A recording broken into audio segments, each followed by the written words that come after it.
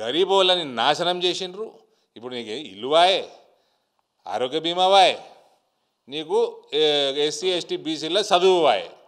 నువ్వు వాళ్ళకు ఉద్యోగాలు రాకుండా నోటిఫికేషన్లు కూడా ఇవ్వకపోతే 10 ఏళ్ళు వాళ్ళు బాగుపడతారని. రైతులకి పంట నష్టం ఎట్లా ఇప్పుడు కూడా వర్షాలు పడుతున్నాయి బయట.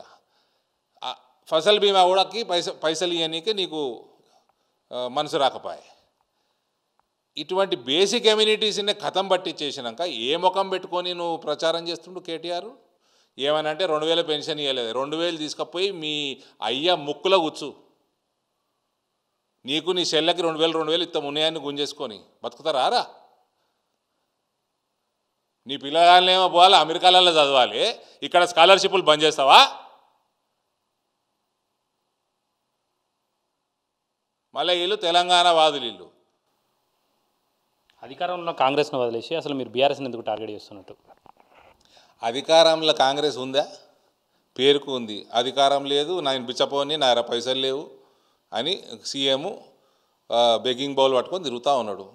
కాంగ్రెస్ అసలు పాలననే లేదు ఈడ. ప్రజలు గమనిస్తూనే ఉన్నారు. ఈ కేటీఆర్లో ఎగురుతున్నాడని నువ్వు ప్రశ్న అడిగినావు నన్ను. ఈ ఎగురితే చెప్పు తీసుకొని కొట్టుమని నేను నీకు జవాబు ఇచ్చిన. అది కేటీఆర్ ప్రశ్న అడిగినావు కాబట్టి నేను జవాబు ఇచ్చిన. కాంగ్రెస్లో పరిపాలన ఎక్కడుందండి? ఆర్థిక వ్యవస్థని పాతాళానికి తీసుకుపోయినాక కేసీఆర్ తప్పుడు వాగ్దానాలు, అబద్ధ వాగ్దానాలు చేయడం కాంగ్రెస్ తప్పు ఒకటి.